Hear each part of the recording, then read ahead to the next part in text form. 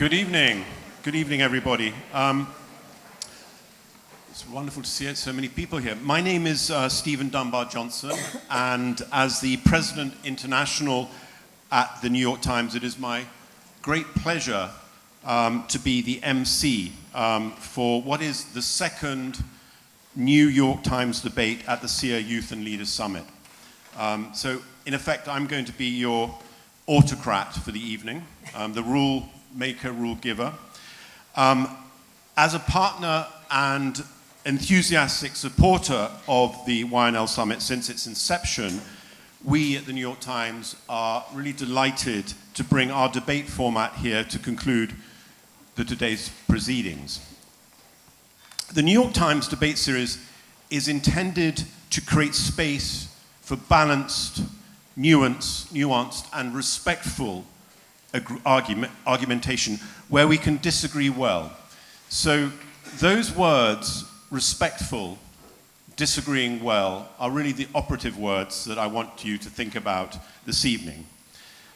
These are attributes that are in short supply in our increasingly polarized world, where inflammatory and entrenched opinions tend to eclipse other perspectives. Where it's as important, if not more important, to listen deeply and appreciate where points of view that differ from our own are coming from, and to recognize that often compromise is the foundation of progress.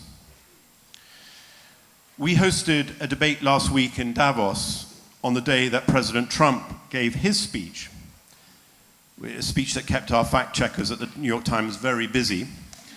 And the day after Canadian Prime Minister Mark Carney set out a vision for the post-rules based order. Our debate was a raucous affair. It was a heady cocktail of theater and substance being critical. And I expect you guys to raise to the challenge that we set in Davos. So that's the challenge to you. So, ladies and gentlemen, our motion this evening is guns or butter. Which should come first, security or human development? Our brave debaters on each side of the motion will be introduced shortly by student presenters who will also read out an opening statement to help set the scene. But it's up to our intrepid debaters to make the case for and against our motion, and it will be up to you, the audience, to decide using the highly sophisticated New York Times clapometer technology, which is essentially me, your autocrat for the evening, deciding which side of the motion receives the loudest applause after all the arguments have been made. Please remember, part of the ethos of this debate is that our debaters are not necessarily speaking from a place of personal opinion. They are being assessed on their intellectual performance and ability to persuade, and may very well be arguing against their own personal conviction. So please bear that in mind. And our wonderful audience, do lean into the theatrics of this moment and encourage the debaters as much as you can, by clapping and cheering and generally being as noisy as possible when they make a good point. If you think they make a bad point, you can also indicate that your displeasure. Actually, why don't we have a little warm-up session to get into the swing of things? For those of you who think constructive, respectful debate is essential for a functioning democracy, please clap now.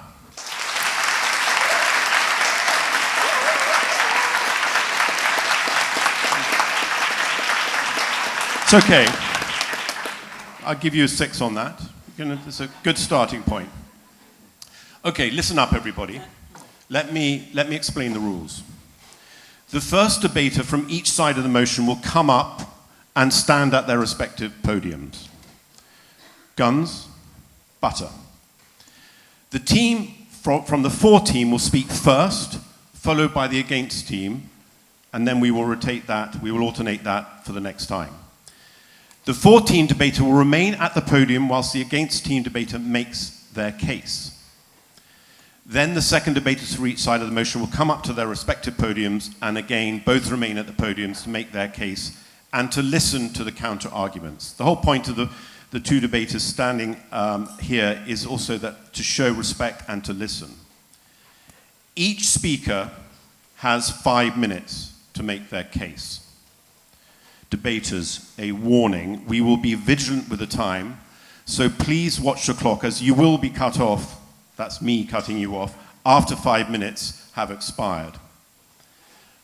Actually, where is the clock going to be? Do we have somebody do the timer? So somebody's going to be there. You've got to have two computers. Okay, so that's where the clocks will be. So keep an eye on them. Now, once all of our debaters have presented their arguments, you, members of our audience, will be invited to provide feedback on what you have heard from one team or the other. I repeat, you can give feedback from what you've heard to one team or the other. We're going to allocate 10 minutes to get your feedback. Importantly, the feedback should be constructive in nature with a view of guiding the team about what additional points could help them make a more convincing case. Your advice should be focused on helping the teams in their final rebuttals. What we don't expect is for you to make 5-minute statements. So please make your comments, your advice, your counsel as pithy and short as possible. We are not asking you to pass judgment on what you've heard, but instead you are encouraged to present the debaters with challenges and highlight their blind spots. Your points must engage directly with the arguments presented, not contest the general position. So I hope that's all clear. If any of you attempted to make long statements, again, I have the privilege of being the autocrat for the evening, so I will shout at you. For clarity, you should only give feedback, again, I'm making this point, you should only give feedback members of the audience for one team, not both. So after some of you, because I don't think we're going to have time for all of you, have imparted your wisdom, we'll have a very short break of 3 minutes to give the teams both some time to digest your feedback, prepare their final retorts, and nominate someone from their team to present the final rebuttal. Their nominee will have up to 5 minutes for their final rebuttal, and then we will go to the vote. I hope that's all clear. I'm going to say one more thing on this, though. It's important when you pick your side, try to suspend your own bias and consider which side made a better case, injected the most passion and the arts of persuasion to sway you. Okay, that's it. But before we get cracking, I now invite Chengzi Zhu, who is studying governance and diplomacy, to introduce the debaters for the guns side of the motion and to deliver his prepared statement. Welcome to the stage. Give him a round of applause.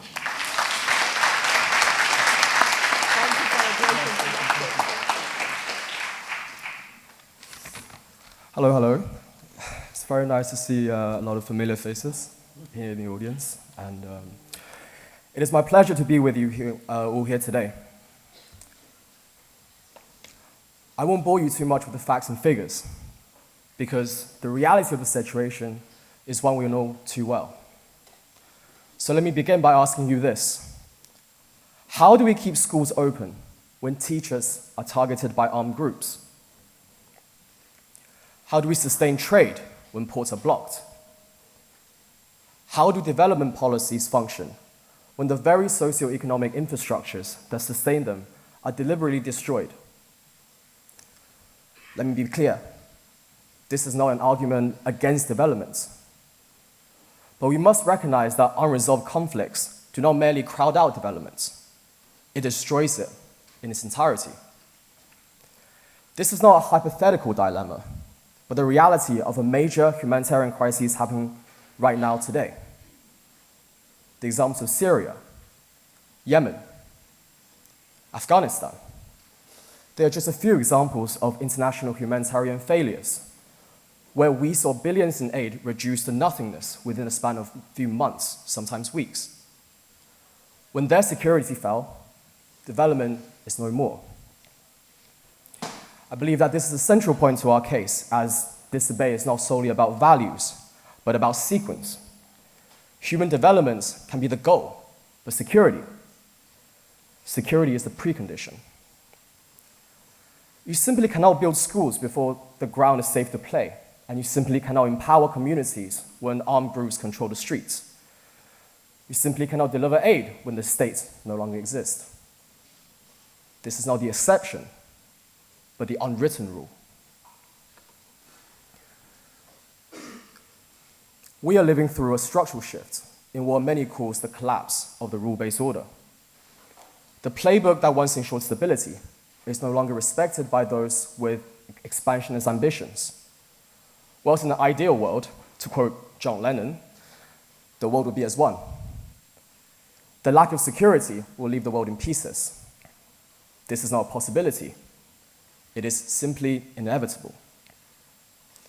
This year at the World Economic Forum, a familiar idea emerges, the idea of a rupture, shifting paradigms from the old to the new.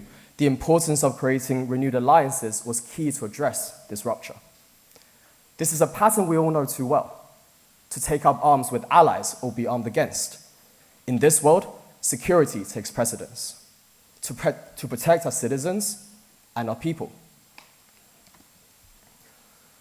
Now, global military spending has recently reached approximately $2.7 trillion, its steepest rise in decades, with projections suggesting that it could well double by 2035. Clearly, the world is in anticipation. And indeed, some may argue that this increased military spending risks war. I believe that this is true. This risk sure does exist, which is precisely why security investment must be proportional and anchored in collective frameworks, such as NATO, not one of egoistic unilateralism. But let us be honest about the alternative, because without collective security, we're vulnerable. History shows us that wars do not begin when states are strong. They begin when aggressors believe that states are weak. Deterrence, thus, is not about domination, but about preventing escalation to the point of no return. Underinvestment in deterrence feeds into the danger of war when an emerging power challenges a ruling power, and this was proven by a concept called the Thucydides trap. Air defense systems keep hospitals functioning, and naval patrols keep food from moving. Coast guards keep humanitarian corridors open. These are not militaristic abstractions. They are tools which ensure civilian protection, grounded in reality which advance in parallel to the values of human development. Now, from this, I'd like to show you that the prioritization of security is not one of choice, but one of necessity. The absence and negligence of security leads the bullies of the international order to infringe on state sovereignty and attacks on the most vulnerable within our international community. Undoubtedly, we live in a world where muscles have to be flexed to deter ill actors. And to flex those muscles, we have to have them first. Now, this brings us back to the core of today's debate. The question is not whether human development matters. It certainly does. The question is how we respond when the violence threatens the very possibility of development. And our position is simple. Where violence undermines the basic functioning of society, security is not a competitor of development, it is an empowerer. And without it, schools cannot teach, markets cannot operate, and institutions simply cannot endure. Development sure improves lives. Security prevents it from the destruction. So I believe the real choice before us is not guns or butter. It is whether butter can exist at all in a world without order. Thank you. And sorry, now turning to our speakers. On our team, we have arguing for security. We are joined by Oana Lucenscu. Thank you. Former spokesman of NATO and now distinguished fellow at the Royal United Service Institute, a security and defense think tank based in London.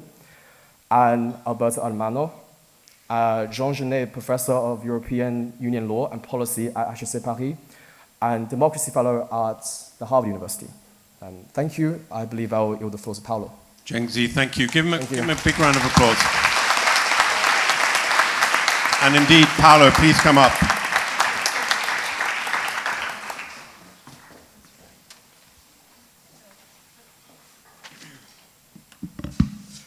Good evening. Thank you, Cheng.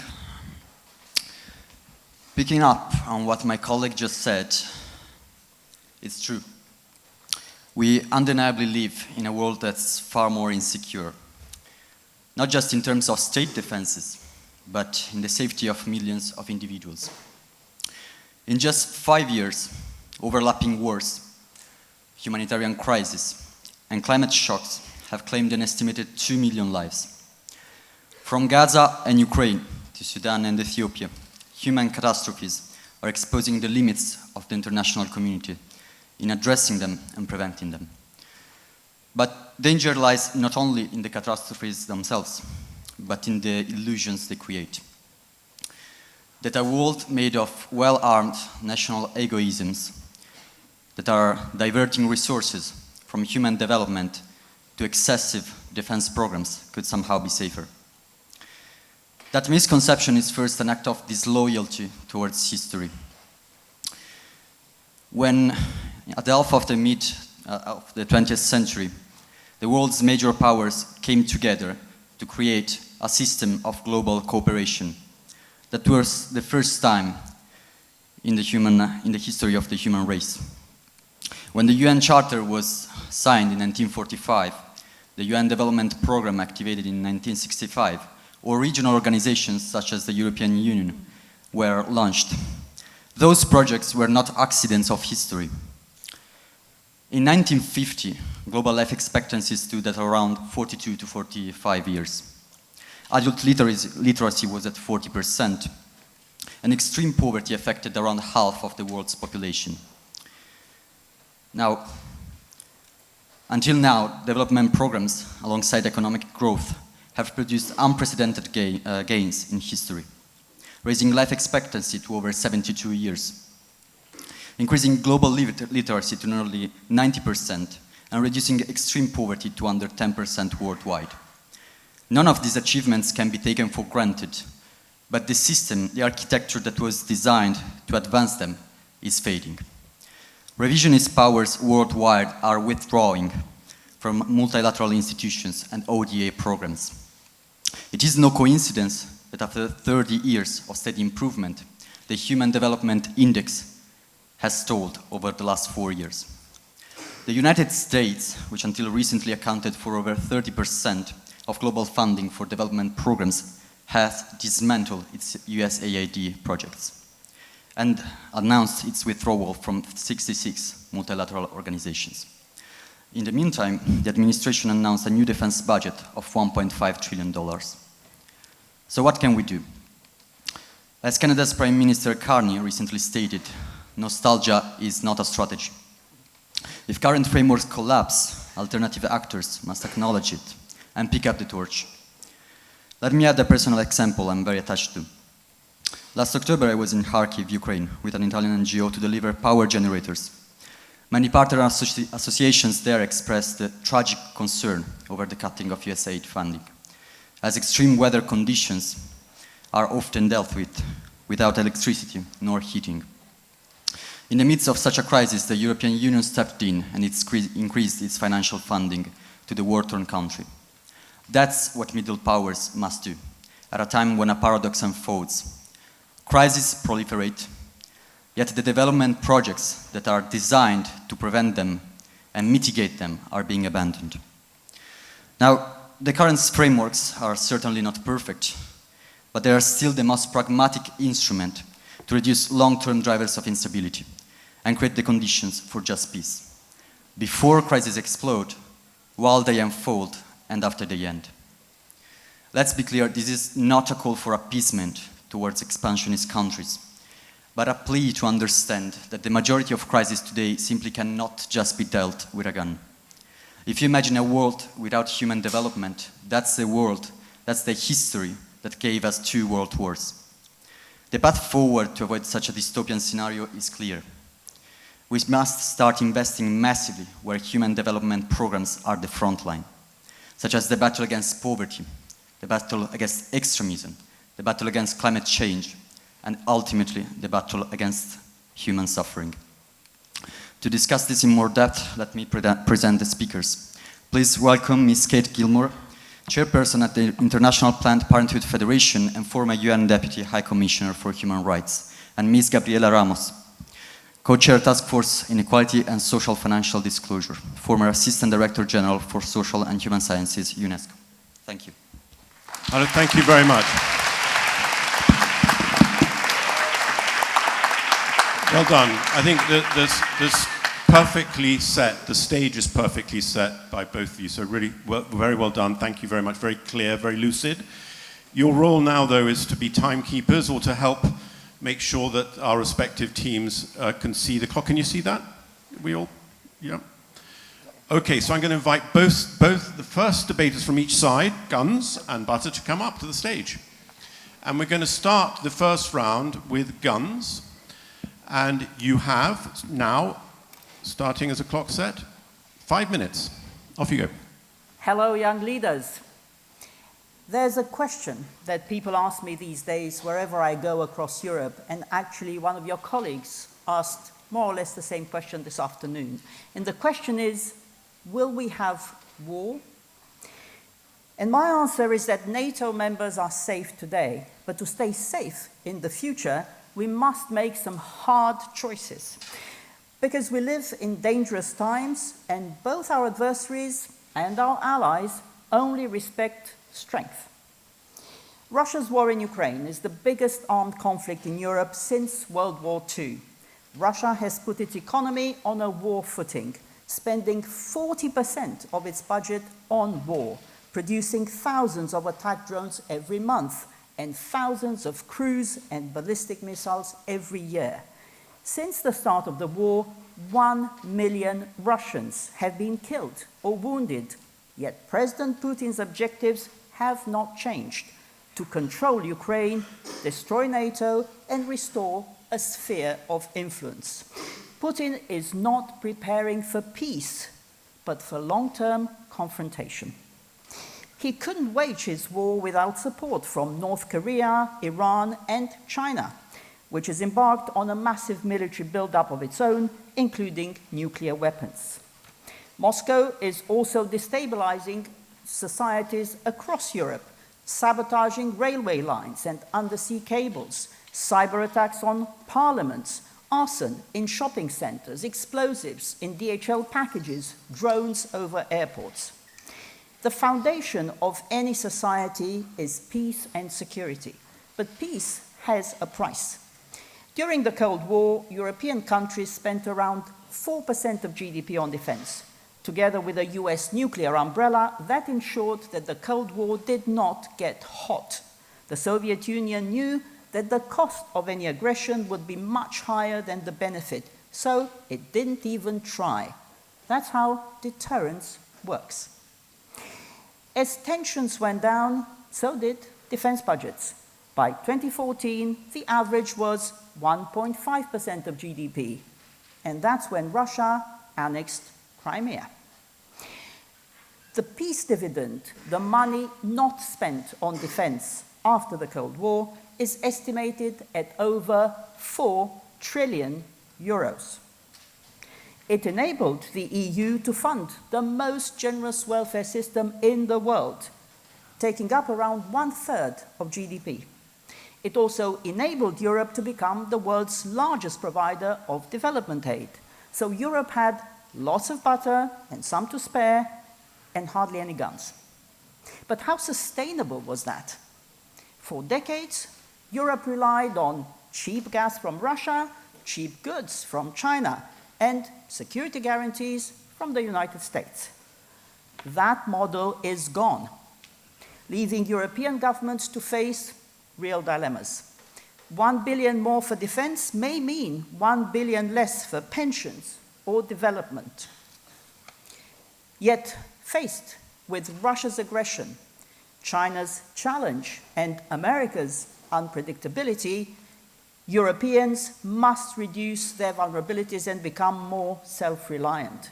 That's why, since 2014, defense spending in Europe has started to go up again, and why last year, NATO leaders decided to reach 5% of GDP over the next decade. That's 3.5 on defense capabilities and 1.5 on resilience. Europeans support investing more in their national armies. In Germany, 75% are in favor, even if it leads to a growing deficit. Europe must invest more in its defense, not to provoke a war, but to prevent a war. It's an investment in peace. And yes, the price of peace is high. But if we fail to support Ukraine today and deter further aggression tomorrow, the price will be unimaginably higher, and it will be paid by young people like you. Countless families, homes, schools, hospitals, businesses. So peace and security come first, because without peace and security, we have nothing. And that is a future we do not want and we cannot afford. Thank you. Perfect. Brilliantly timed. 5 seconds remaining on the clock. I just remind you, I think you landed some really important points. So I'm surprised you didn't get a little bit more applause. So I just urge you in the audience, just when a point is landed, let your debaters know, encourage them. Right. Are we set? Is the clock set? It is. Okay. Kate, you have 5 minutes. Friends, everything is better with butter. Welfare, not warfare, is the recipe for inclusive security and sustainable prosperity. Butter nourishes prosperity, guns consumes it. Carbon emitting, civilian infrastructure imperiling, habitat ravaging, military spending enriches a tiny few, chomping away at essential services for the vast majority. Butter is a spreader.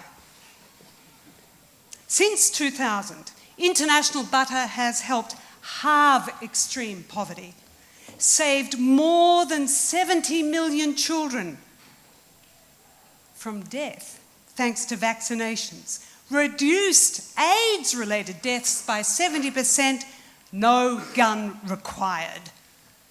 Moreover, if militarization is essential, why then its application so arbitrary? Okay for Ukraine, but not for Sudan or Myanmar or DRC. Military answers to a tough Russian question, yet military complicity in Israel's genocide of Palestinians. In an interdependent world, military strength for the security of some is effective security for none. History is a graveyard of states that chose guns first at cost of butter for people. And today, the will of we the peoples is for butter, not war. Guns are means, not ends. Butter is both. Higher social spending, lower gender and income inequalities means fewer conflicts, less violent crime, greater prosperity. Friends, in most countries, the most pressing security concerns for most have little to do with foreign troops at the border and everything to do with inequality, racialized and gender-based violence, with climate collapse, with violations, in other words, of our fundamental rights, not of national sovereignty. You want to talk security? Talk about whether a woman is safe in her own home, whether a young black man on the streets of Paris or London is safe from the police, whether anyone is safe from immigration authorities in Stockholm or Minneapolis. Threats quotidienne confronting millions for whom guns are more part of the problem than any form of solution. And yet the budget for militarization is hiked now to the equivalent of the GDP of the entire African continent, 13 times higher than for global development aid. Exactly what security is this militarization on steroids providing? for those in the poorest countries for whom international aid was a lifeline, for the 239 million displaced persons who in 2026 will not have the humanitarian assistance they need because of guns. Security for whom? Warfare, I beg your pardon, over welfare. It's not a fight to protect what's right.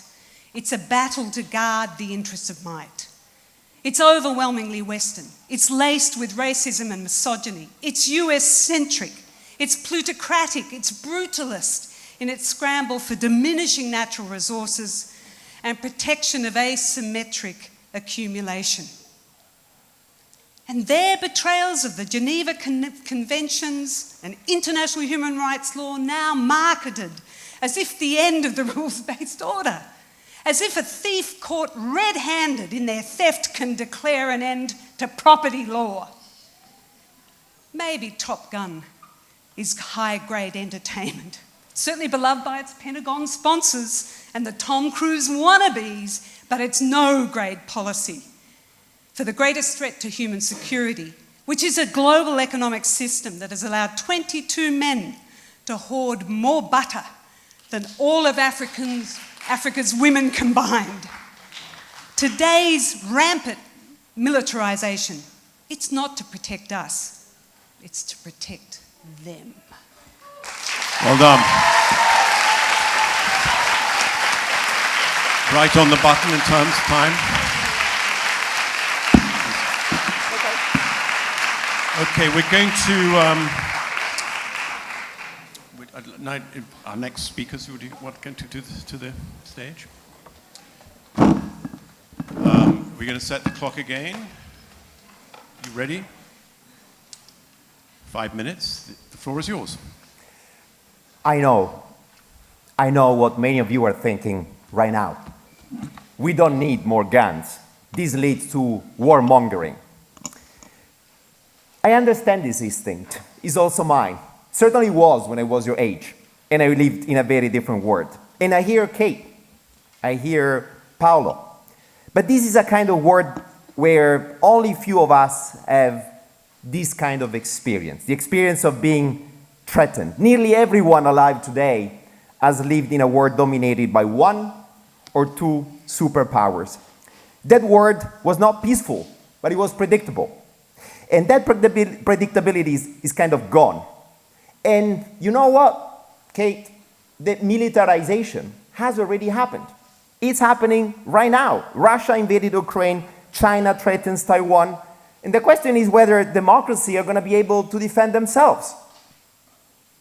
Trump's administration wants a multipolar world of different spheres of influence, and crucially, China and Russia want the same. Each superpower dominating its neighborhood somehow. And Europe is a bit of a buffer zone. The global south is carved into zones of control. And this changes the calculus between guns and butter. And that's why all what you've heard so far doesn't apply. Because it applied in the past, but it doesn't apply today. And we are in this new world, even though we don't really like it. My argument is simple. Security is the prerequisite that makes development possible today and sustainable. Our opponents are described urgent humanitarian needs in Gaza, Sudan, and they are absolutely right about the suffering. But notice, every of those crises they have mentioned is somehow a security crisis first. My opponents want you to believe that defense spending undermines social welfare and well-being, but let's test that against reality. Welcome to Finland. Finland is the world's happiest country. Free university and universal health care, comprehensive welfare state. Also is a country that maintains mandatory military service and just double defense spending.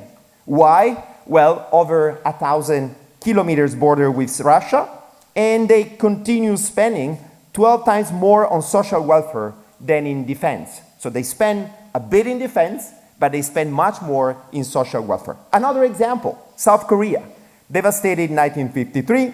Today, universal healthcare, world-class education, 12th largest economy, and still faces existential threat 50 kilometers away from Seoul. And they spend 3% on defense, but they develop because of security investment, not despite it. True, you might say, some Nordic countries benefited from NATO collective security, and that proves my point. Sweden and Finland just joined NATO precisely because they understand that in this new world, even successful society, they need security guarantees, they need their guns. And that pattern, I think, is undeniable. You need guns to keep your butter.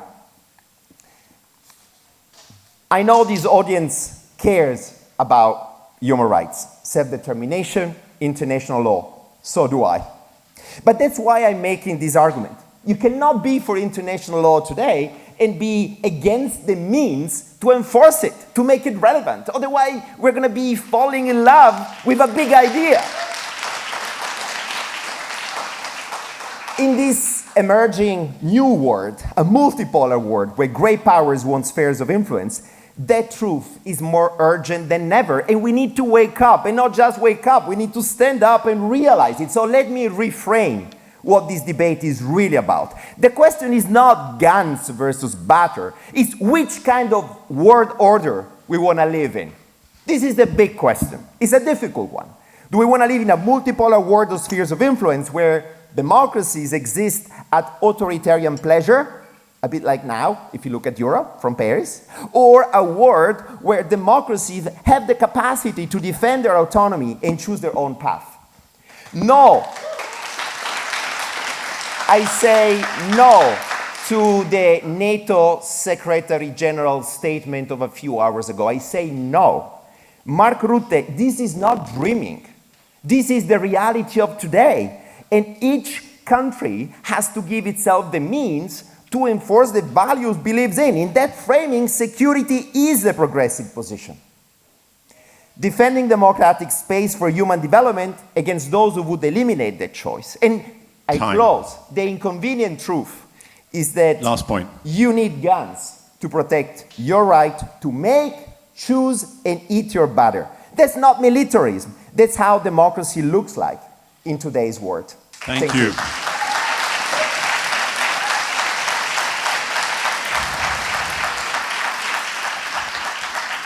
Fantastic points. Thank you very much. Our final speaker. You have to well, so glad to be here and so glad to come after Alberto. Because Alberto talked about framing. And we're framing as if we have a choice between guns or development. And guns will really contribute to security. And I think that's wrong. What really contributes to security is development. And just think about the mindset of people that decides to prioritize. We're not saying that we're just dumping security or we're just dumping the police or we're just dumping all the law enforcement, although they are very disqualified in some countries. The fact is that we really need to think, how do we frame these issues? Because where do we put the priority? That's a question. Budgets need to define priorities. And when your priority is investing in guns, the mindset gets into the low trust, into fear, into guns are made to be used. So let's just keep that in mind.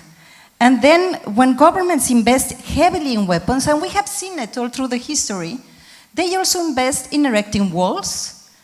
They also invest in trying to define me against them and try to build these cocoons where we can be protected instead of building bridges and try to reach out to those that are completely different from us. And development tells a very different story. Investing in education. And I'm glad that I'm here in Sciences Po. So investing in health, investing in social protection. This is the real human security. If you don't provide for education for our children, if you are fighting to get 5% of your budgets in defense, where this is going to come from, where more than 100 countries around the world have not reached education investment of 4%. They invest 3%. How are we going to build not only the capacity of people, but also the capacity to build with empathy, to try to find solutions, pacific solutions to conflicts. We don't mean to bring wars, we need to bring understanding. And investing in education is the best means to build peace. And this is the most important point of these debates. How do we build peace? Through guns or through development? And let's just look around. Paulo made the points about history. Kate also made the point about history. I was your age when we were in the middle of the Cold War. Some of you might be in the same position. We were always so scared about somebody pushing the button. That's very unstable peace. I don't recommend it. I don't think that just building and building these arsenals gets into a self-fulfilling prophecy. And therefore, why would we put ourselves in that situation of needing to use the guns instead of investing in other elements? And then the other part is not that you have all of the resources and you can invest in everything. No, you need to make these choices. And therefore, when you neglect your population, when you neglect reducing the inequalities, when you neglect addressing poverty, when you neglect gender equality, shelters for women, etc., you create very polarized societies. And I'm going to expand a little bit on this argument, because where we are now, we are with populist leadership that are elected democratically, because many people feel that governments and investments have failed them. Therefore, I think investing in people might also be the safest way to consolidate our democracies. And my final point, let's not get distracted. Because the problem is, as soon as we get the scaremongering about, oh my God, we need to invest. And I understand where Europe is in terms of this very complex and disrupted moment we are living in. But we are then focusing on issues that are derailing our attention from the real security dangers that are climate change, that are inequalities, and that are poverty. Those are the real insecurity issues. Thank you very much. Thank you. Big round of applause to both sets of speakers. We're now coming to you, audience. I need someone to help me with the time. We've got 10 minutes, up to 10 minutes. I can see 2 microphone stands here as well. I'm assuming they're going to be used for student speakers. So, who would like to kick off? And I remind you, if you have, I want you to choose a side. So thank you. So your side is who you're going to be addressing, guns or butter? Both. Rule breaker to kick us off. Supposed to be one of each, but this is an exception to begin with. So you know the rules of the game? No. You don't. The rules of the game, so you're giving advice to what you've heard, what you like and what you didn't like, in terms of giving our debaters counsel for when they come up to give the final rebuttals. So we want you to educate them and help them. So the floor is yours. Okay, so thank you for both your interventions. So it's more of a question. I heard you both talking about Europe, the United States. You mentioned Finland, South Korea. Those are great countries, great developed countries. I heard nobody talking about Africa. Nobody talked about Niger, Mali, Congo. Nobody talked about the Middle East. Nobody talked about Latin America. Nobody talked about Lebanon that is being attacked, but is also losing power many times a week. So they need both butter and they need security. So how do you see that? I mean, away from the West and the great powers that can afford it. The United States puts $1 trillion in security, but they can't afford it. And if they reduce, it's fine. Europeans are developed, so if they can invest more in security. What about countries that do not have the money and need both? Lebanon needs both, Africa needs both, Latin America needs both. Thank you. Thank you. So I'm going to go to this gentleman here. Good evening. My name is George Ramirez. I'm also part of the Master of Global Affairs program at Rice University in Houston, Texas. I wish to advise the panel on guns on why history is indicative of the necessity of collective security. The largest prolonged period without major wars in European history was the Concert of Europe. It was held up by a balance of power in which states with strong militaries in the post-Napoleonic world balanced against each other using their respective militaries. In times when a country such as Russia in the Crimean War sought to assert itself and mess with that balance of power, countries like France, Prussia, the United Kingdom stepped into the fold with their military and maintained that era of peace. In that way, history and state behavior requires guns so that states can defend their own interests and can defend the peace that we take for granted. Thank you. Madam.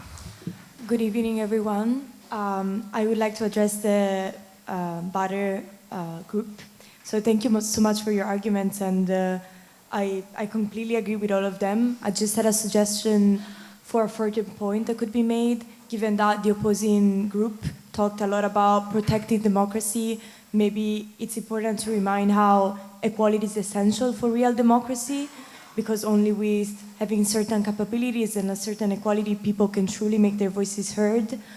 And otherwise, we only have the 1% of the population that runs newspapers and media and funds political campaigns. And I don't think that can be considered really true democracy. So thank you so much. I hope this can be taken into account. Great point. Thank you. Please. Hi, thank you so much. My name's Tamarin. This is for the guns side. Thank you very much for all of your commentary. I just had a couple things, some of which has already been mentioned.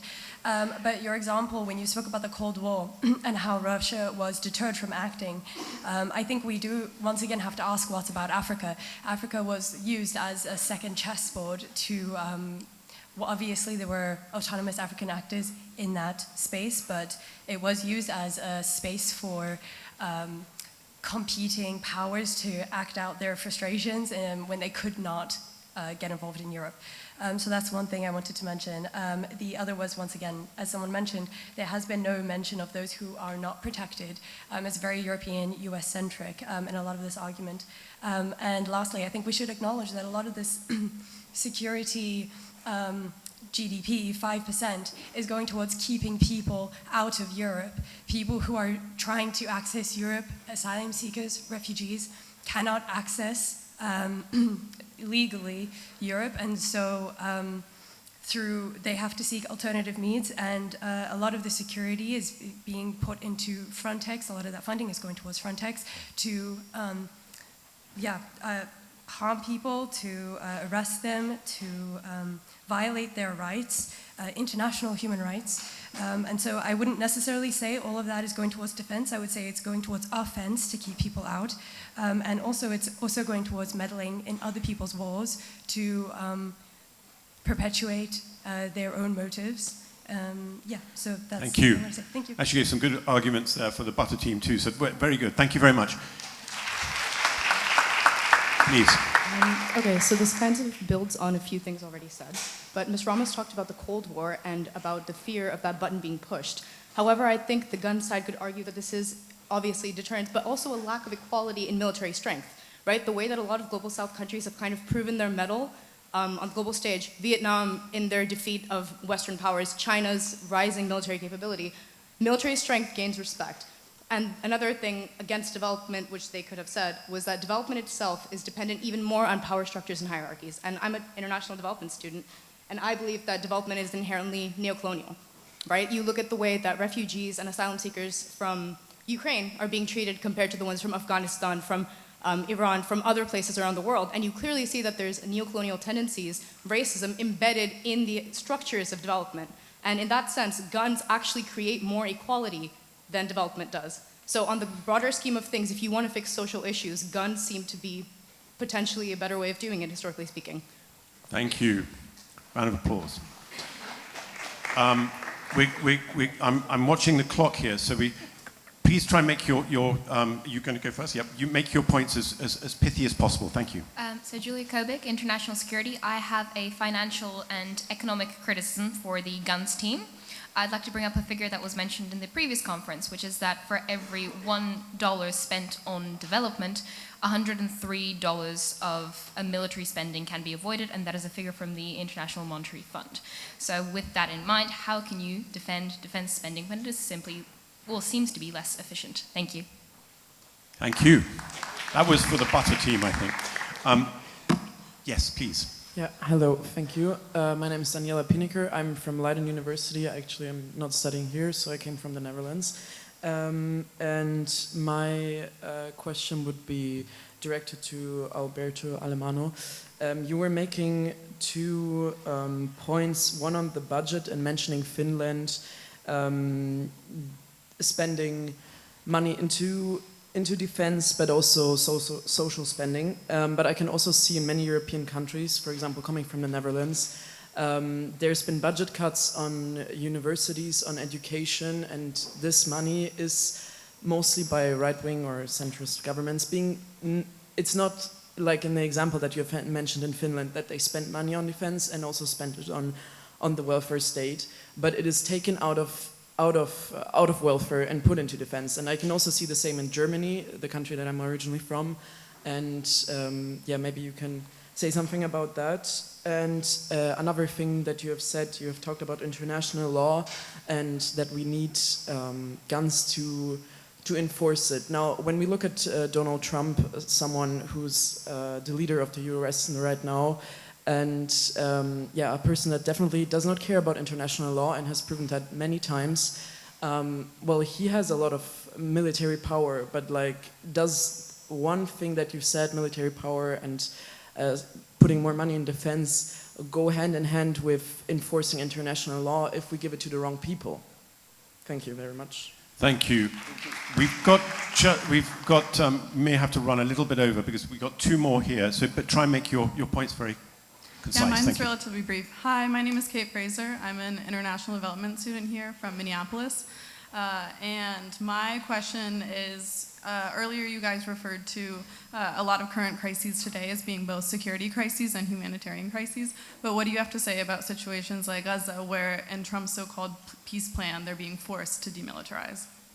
Thank you. Thank you. Thank you so much. I have a point for the guns theme. I understand why you say that in this current day and age, defense spending is often necessary to protect our values and the world order we want. But the world order worth protecting, in my opinion, and I hope also in the opinion of most people in this room, is one which includes the proverbial butcher of development and welfare. So the question is, both practically and principally, how can we ask people to take up guns without offering them something the better to protect? Thank you. Thank you very much. I'm astonished at all really, really good points. I hope our debaters have absorbed them, because you now have 3 minutes to confer, and then you've got to decide which one of you is going to come up and give the final rebuttal. You will each have 5 minutes to give your final rebuttal. In the meantime, you're going to now be subject to some New York Times propaganda, a little video. Just to give some context, I think it's a video which it's our 175th anniversary this year, and it just gives a little bit of a flavor of that anniversary. So thank you.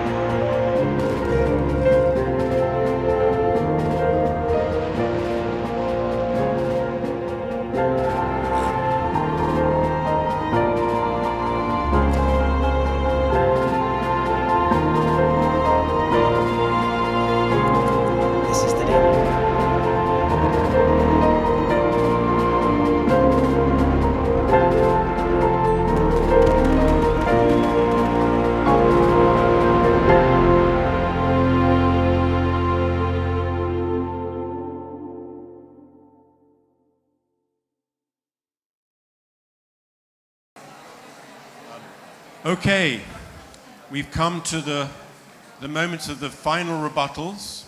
Both our teams have heard you, have conferred, and now, who's going to be there? You have to decide now. Quick. So who is it? Please go to the podium. We're going to start, though, with butter this time, just to change things up a bit. So we've got 5 minutes each. The clock is there for butter, and the floor is yours. I love your comments because they make us realize that we need to bring more elements to this very interesting debate.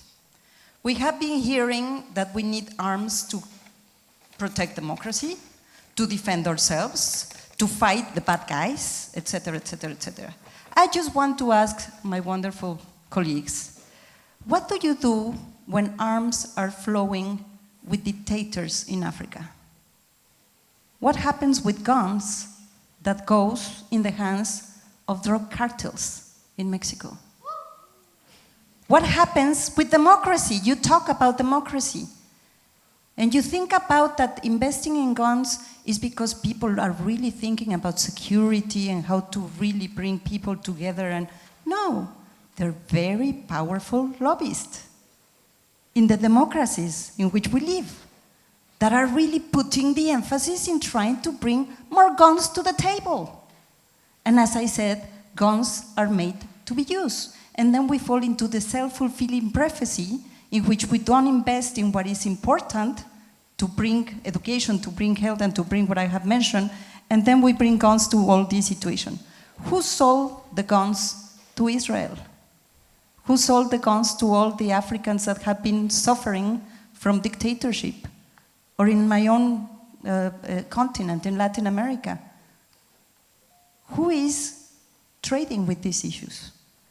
And therefore, yes, I will say, stop putting this as the only way to protect our societies. And let's just bring the final thought here, because this is not a discussion in the vacuum. It's a discussion with the powers that be have already decided they want more guns. And they have failed the development agenda, and for the very first time in so many years, we saw child mortality increased in Africa. So put these faces in your map. It's not about something that is abstract. It's not about the discussions that happen at the closed door in a parliament. It's about the people that we are failing. It's about the UN system. I'm very proud to have spent all of my life as Arantxa and here, my dear Kate, in the UN. When you see that the World Health Organization that has provided so much security that helped us navigate the COVID with creating the vaccines is just being put in this very problematic situation, and the same for UNESCO and UNTA and UNPA. Let's just bring this conversation into a much more substantive one and avoid this caricaturization that security can only be enforced with military. Because security, as I said, is well placed when we invest in people and when we invest in their needs. Thank you very much. Thank you.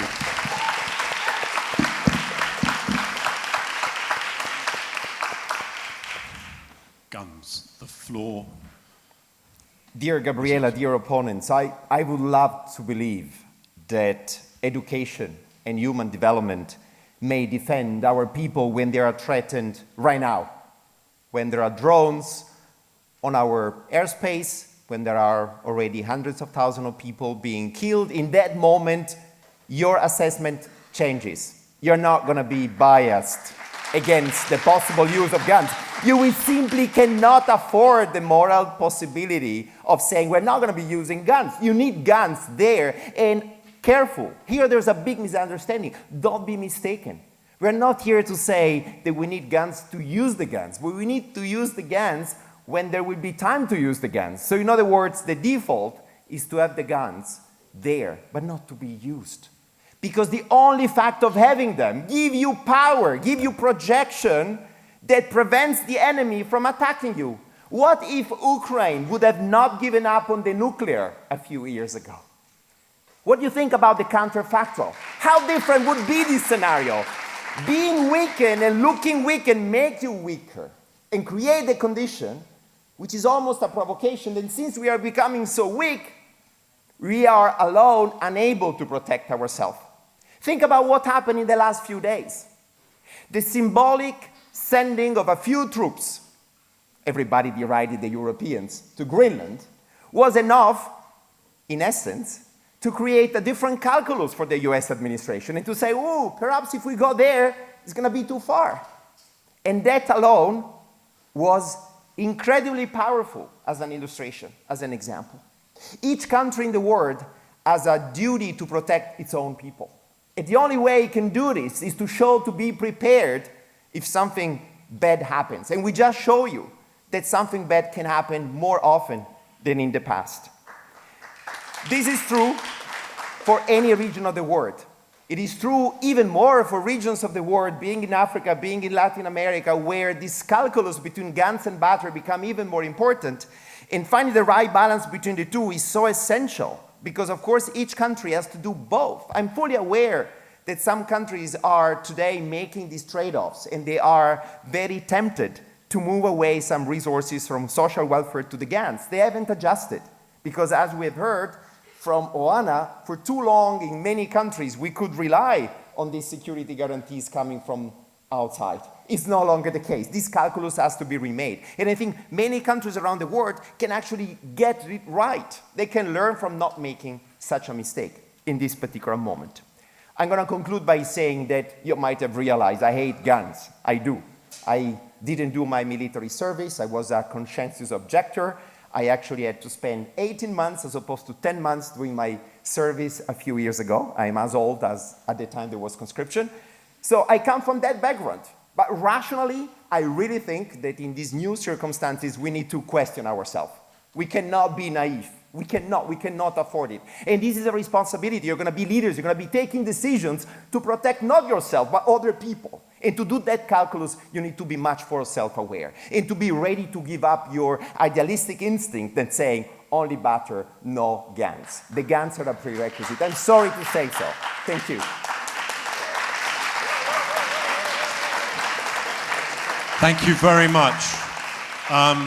I have to say, I think these are two really good teams. So congratulations and thank you again. Please give them a round of applause again.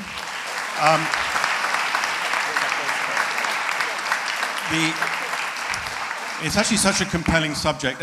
I want you, though, to remember, before you vote, and I'm going to give it like a 20-second pause, remember, suspend your biases, think about the arguments that have just been given, and reflect on them before you vote.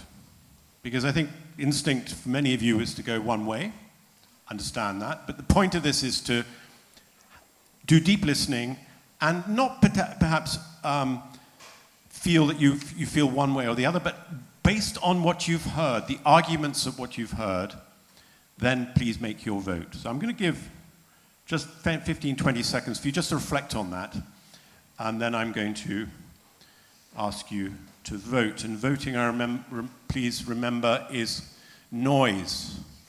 Noise. It's the New York Times clapometer, our new anti-AI system. Okay.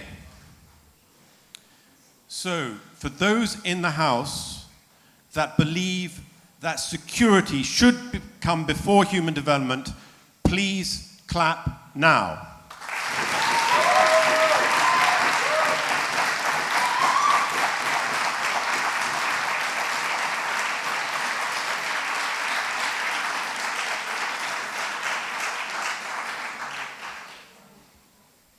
Pause for effect. For those in the House that believe that human development should come before security, please clap now.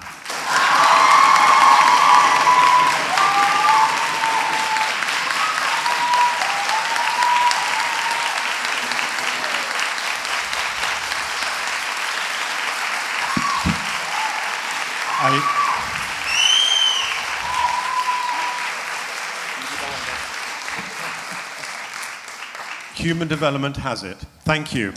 And thank you for your engagement. Thank you, our debaters. Thank you, Sciences Po. And the one thing I would say, again, a little bit of New York Times propaganda, you all have access, I don't know whether you will know it, but you have access to the New York Times every day, our digital subscription. So if you aren't accessing the New York Times, please talk to Mark and he will help you do so. Thank you very much.